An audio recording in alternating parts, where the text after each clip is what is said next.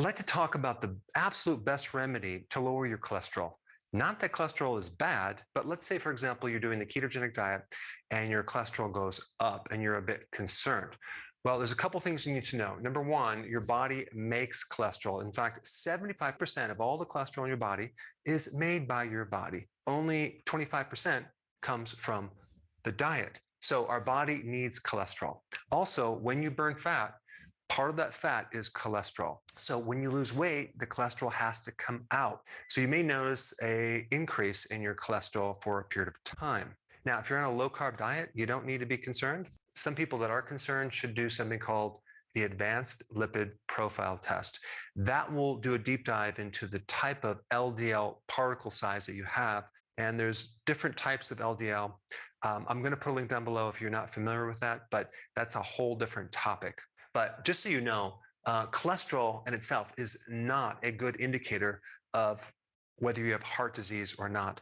A much better test is the CAC test, or what is called the coronary artery calcification test. But that's a really good test to do as a predictor of mortality. But I want to share with you some really interesting information about cholesterol. Now, you have the liver, you have the bile ducts, and you have something called the gallbladder, right? So bile that is made by your liver, stored in your gallbladder, is used as a primary way that you remove cholesterol from it. So I'm not sure if you knew that or not, but bile is a really, really important fluid in the body that is essential in regulating cholesterol. And bile is actually even made from cholesterol. Bile is like a detergent that helps you break down fats in general. It helps you extract fat-soluble vitamins. It helps to prevent microbes from accumulating in your small intestine. So you can prevent a condition called SIBO, small intestinal bacterial overgrowth. Bile is also essential for extracting omega-3 fats from your diet. In fact, all of your fat-soluble vitamins cannot be absorbed unless you have bile. So it's very, very important. There's two types of bile, okay? You got primary bile, which is made by your liver, but you also have something else called secondary bile salts, which is made by your microbiome, the friendly bacteria in your large intestine. And so if there's any problem with your microbiome, okay, that could be the reason why you don't have enough bile. And that could be the reason why your cholesterol is even going higher. So we need a very healthy, diversified microbiome to make enough bile to be able to regulate cholesterol. In fact, there's some interesting studies out there that shows that taking probiotics significantly lower cholesterol. And if you don't already know this, fiber also reduces cholesterol. I wonder why? Well, because it feeds the microbes that then make bile salts. And I'm not talking about taking a fiber supplement. I am talking about consuming vegetables, or even better yet, a combination of fermented vegetables that have not only the prebiotic, but the probiotic, as in kimchi or sauerkraut.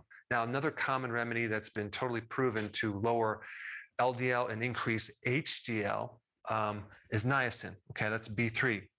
Niacin also, by the way, increases the conversion of cholesterol to bile. So niacin is another interesting piece of the puzzle that can help lower cholesterol directly, as well as help you have more bile to then remove the cholesterol if it's in an excess amount.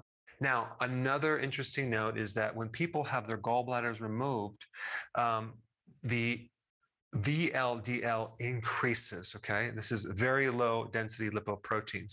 So in other words, if you remove the gallbladder, you might not have enough primary bile salts to take away this cholesterol, and certain lipids can start increasing. So one of the best remedies for helping you with cholesterol is probiotics. And I highly recommend you get your probiotics from food if possible. Sauerkraut is awesome.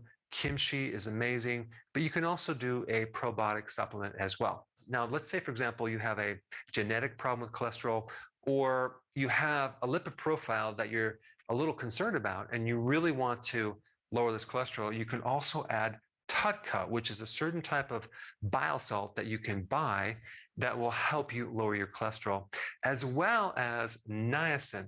Don't get the niacinamide, get the niacin version of B3, and that will create a nice cholesterol lowering effect. Now, the next most important video for you to watch is the one on LDL. There's actually 2 different types of LDL, and I put that video up right here. Check it out.